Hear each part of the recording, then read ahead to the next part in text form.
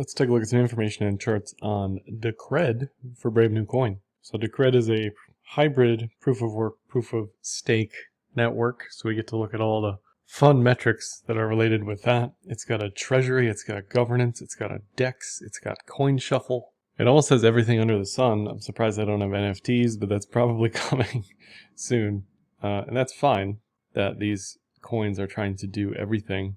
All the good ideas should be adopted by all the coins, right? That's just evolution. They also list, they're honest, and they say there was a dev pre-mine here. I love that about that. This coin as well. They're not trying to hide it. 62% mined so far. It is a Bitcoin code base fork, and every single time I talk about that, there is always a gaggle of people who like to disagree with me about it. But I welcome you to do some Googling and check that out. That isn't a slam against Decred, it just is what it is, right? The Zcash is also a Bitcoin code base fork. It is what it is. So the block reward is split between proof of work, proof of stake, and a dev subsidy, which I really like about the coins that have this. It means you don't have to pay your devs using outside funds, outside influences. I think it's the purest way to do things. It's just actually distributing the decentralized treasury. That's the hard part. Then it becomes not so decentralized. That's for any treasury, not just Decred. That's just kind of how it is. And on the proof of stake side of things, ticket prices continue to increase. This is a supply-demand system. There's kind of minimal investment related activities here where your stuff's kind of locked in for a short period of time. So this maybe has a lagging effect based on price, as fewer people want to lock in DCR if price is declining. That's just a guess. I really don't think there's a signal here one way or the other. I'm going to switch back and forth between this check on chain website, which is really great for the cred stats and other coins. But another way to look at this is the total supply locked in the fill here is at nearly 60%. And the more of the supply that gets locked on any proof of stake coin, the better. It just means there's less for sale on the network or on exchanges. And this also shows kind of like master nodes where there's a degree of confidence between holders that they either don't care if price goes down or they're just holding, right? They diamond hands type folk where they're just saying, give me that yield, whatever it is, I don't care. I'm here kind of in the longer term, typically. You know, if I'm yielding or staking something, it means I'm kind of volatility I don't really care about, right? So rising staking participation to me is definitely bullish, more so than bearish. And maybe you can say supply demand based on ticket prices, and these prices increasing is also bullish over time. And that's fine, but I don't think it's going to necessarily save the general trend of price in the end. Here are the hash rate numbers for proof of work. Mostly pool in. I don't know if they're China or not. I assume not. F2 pool, which I thought was China. Ant pool is definitely China. BTC.com I thought was China. So a lot of this China stuff is shifting around, obviously, and is going to be rapidly changing, whether or not they are moving to other countries, other locations, shutting down for good. DCR hash rate has declined pretty substantially. Part of this is price as profitability drops off, and obviously part of this is China. Bitcoin's hash rate has dropped 66%. DCR's hash rate has dropped from basically 600k terahashes per second to 100k terahashes per second over the past couple months. That's pre-China ban. This started to drop off. So that probably speaks to price more than anything. And here's a better way to really look at it, is difficulty, which continues to decline. So if you're a proof of work miner, you're happy that difficulty is declining because you get a bigger slice of that block reward. But at the same time, your profitability is declining because price is declining. So if you're in it for the long haul, you want difficulty as low as possible. You don't care. You don't really care about price in the near term. A lot of these miners probably mined for years at a loss on purpose just because they were waiting for their day in the sun. Here's the ASIC list for the Blake 256R14 consensus algorithm that DCR uses. No new ASICs in 2020 or 2021 that have been announced yet. And it's pretty obvious based on the hash rate that we're not seeing anything like covert going on here. And this is at 4 cents per kilowatt hour. These are still relatively profitable. So if you have these and they're still working, you're doing quite well, especially at 4 cents, but even at 8 to 12 cents, you're doing quite well from a profitability perspective. Even with this split proof of work, proof of stake system that Decred uses. So I still think there's decent attraction here for mining on Decred. Here are the nodes in the network. Interesting, there's still a few active in China by the looks of it. South Korea here, Japan. I think there was one in New Zealand. No, not anymore. A few in Australia, South Africa, Brazil, mostly the United States, mostly Europe. So a little bit of a concentration here in geography based on the nodes that are active. And the node count is also pretty low, but again, less of a concern because it's hybrid proof of work, proof of stake. But if this is a pure proof of work network, then that could be an issue. In the longer term, if you have very few active nodes, very few full nodes, then that's just an angle for attack over time, not anything you want to see in any network. And it kind of speaks to the health of the community as well. If you see nodes continuing to increase, there are probably few nodes that are on the cloud, I'd guess, because if this was cloud activity like ETH, where you see tens of thousands of nodes at times, that is also a centralization issue. If you look at transaction counts, they've been all over the place since January. They've really been all over the place kind of forever. And you have to zoom way out on some 30-day average to get a sense of transaction counts, which when they release that DEX on chain, it's going to mess with all of the numbers forever because the numbers that we're seeing now are different. The chain is different, right? Variables have changed. So this looks rosy and bullish and amazing.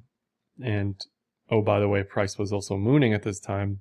So that played a role in this as well.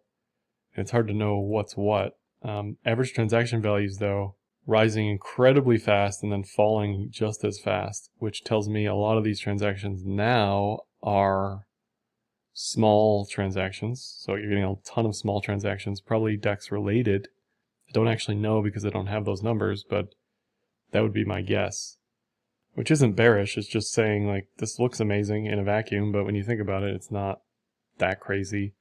Also baked into this is coin shuffle stuff, which is going to goose the numbers a little bit because it increases the number of transactions with mixing stuff. I assume that's in this calculation on coin metrics. I don't know 100% of what exactly goes on there. You'd have to dig into that a little bit. But if you're seeing a ton of shuffle activity, that's going to make transactions look bigger than they are. This is the DEX. I can't really see stats, which is my one gripe against this specifically. Like, just show me the volumes. I can get those on this check on chain website as a cumulative volume, which isn't really too useful. If the check on chain people are listening, just give me some volume bars per day. Nevertheless, volume is still relatively ticking up over time. I mean, this is cumulative, so it's not really too useful, but just show me per day what this looks like. But they do have a DEX. People are using it by the looks of it. Those DEX numbers are going to affect NVT as well, which looks like it's at all-time lows. It looks like it's incredibly super bullish, and all of those on-chain transactions are going to be calculated into that. With active addresses, it's kind of the same thing. Active addresses had been increasing, and the staking component is baked into this as well. So nothing is pure here because you're looking at so much stuff. You're looking at the DEX, you're looking at staking, you're looking at shuffling, you're looking at a lot of non-economic utility that's just part of what the chain does, right? That isn't like bad, but I can't really use this as a pure signal and say, this looks like an amazing buy. This looks like the best buy in crypto, right? NVT couldn't be any lower. Active addresses at all-time highs. I don't think that's quite the correct read on that.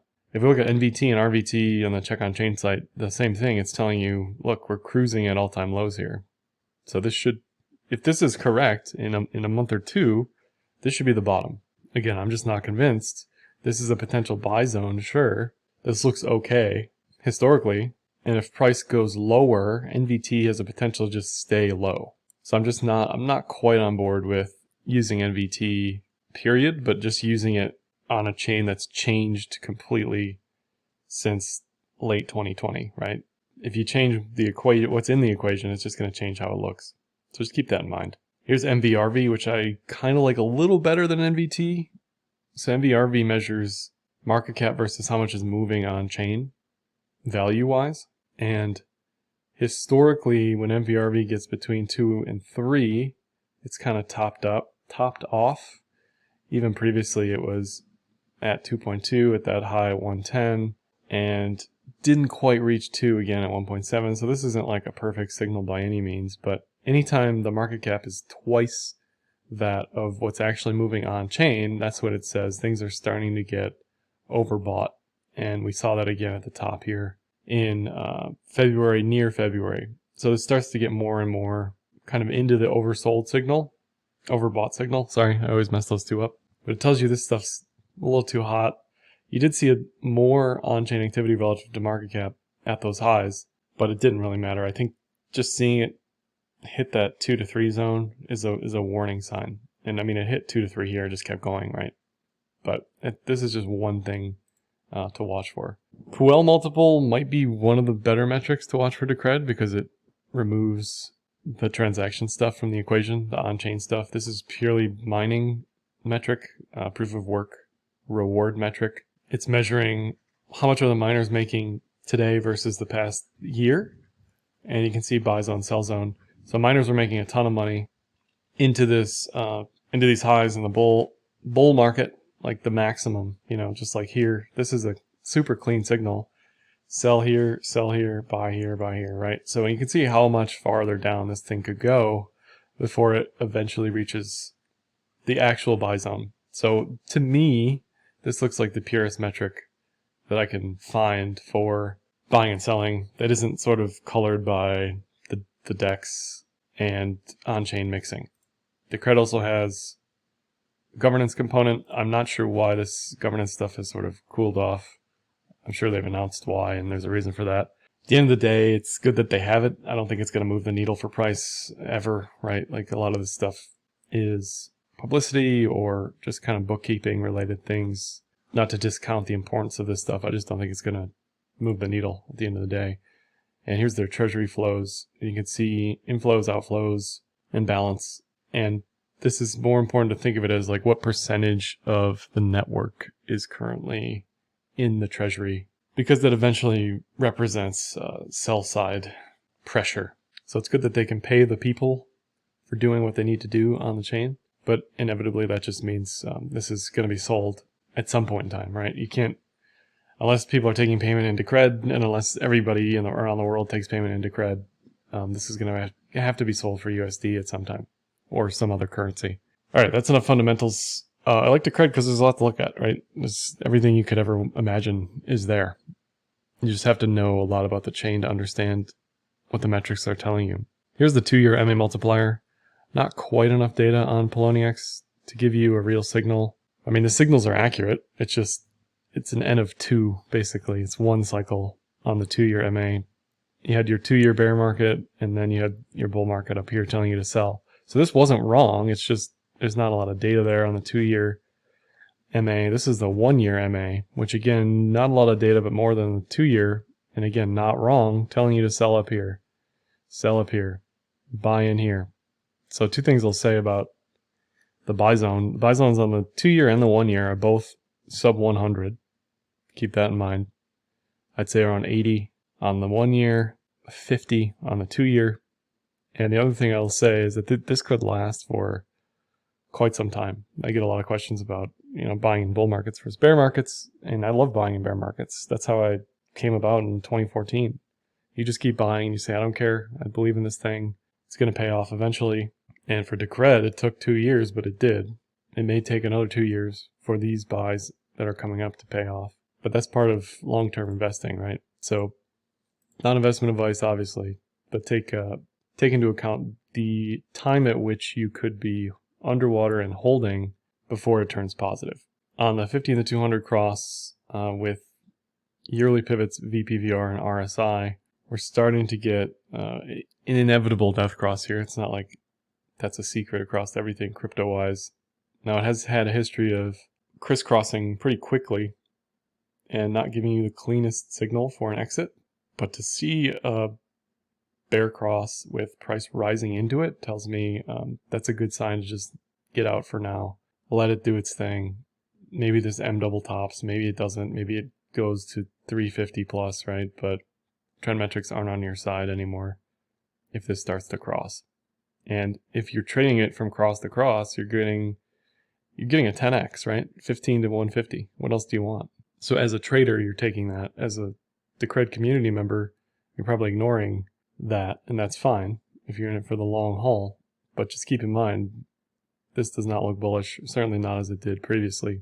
It's also at the R5 yearly pivot, which kind of says, based on the previous year's price action, it's reached its likely maximum extension. And you can do some backtesting on yearly pivots and how that looks for alts specifically into the R5, or the probability that it can exceed this and hold the R5 within the year. In general, it's not great across the board as far as expecting more past the R5, because this is already a 10x, like I said, from the yearly open, or around a 10x.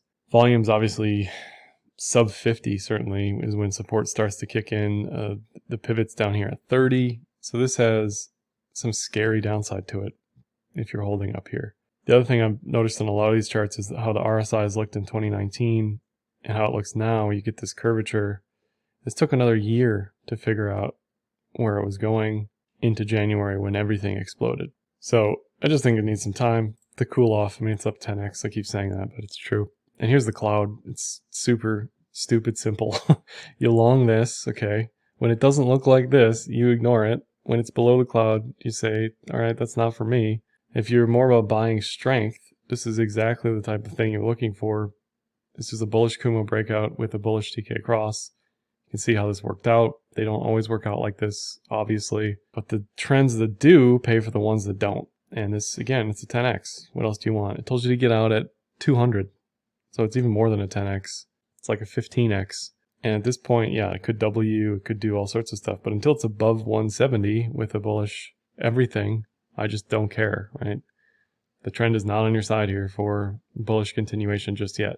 And then lastly, on the BTC pair, it pulled up quite substantially in January and sort of held its range. And now it's really above the big historic VPVR level. So if it can hold above 003, it has a good shot of just continuing this range between 003 and 01. Pretty massive range, but that's what the VPVR shows you. Again, you're going to have trouble with the R5 here past 006, because historically creeping past the R5 and continuing up there is tough on the year, just because so many people are in profit. And that's the general problem with any trend, is eventually so many people get into such high profits on these 10x, 15x's that they just say, okay, I've made enough money here. I'm closing. I'm going to lock in those gains. So they start closing. Anybody at the top who got in is underwater, and they start closing. And then it's just this vicious cycle of downward momentum. And we saw that already with BTC. The on-chain realized losses hit an all-time high over the past week. So a ton of people who bought the top have gotten out. And lastly, I'll just mention the ETH-BTC fund and DeFi portfolio that I trade for Techemy Capital on Enzyme.finance, non-custodial portfolio management tools, where you can send ETH or USDC into the smart contract, allowing me to copy trade those funds effectively. This is completely transparent. You can see AUM, performance, allocation, all the trades I make through DEXs, deposits, withdrawals. You can see I'm mostly holding Aave USDC at the moment. I have access to limited yield capabilities, Aave being one of them. And on the DeFi side of things, also mainly USDC with a little bit of Unilink and Aave. Just in general, everything looks like junk at the moment. Just needs more time. And that might take 3 months until things start looking decent again. So keep that in mind. If you are either participating in this or watching what I'm doing, we may be in for an extended period of just a bunch of nothingness. And that's okay. Collect the yields on the stablecoins, play some short time frame upper thrusts potentially, and let this consolidate for a little while. So that's all I have for this one. Like, dislike, comment, share, subscribe, and happy trading.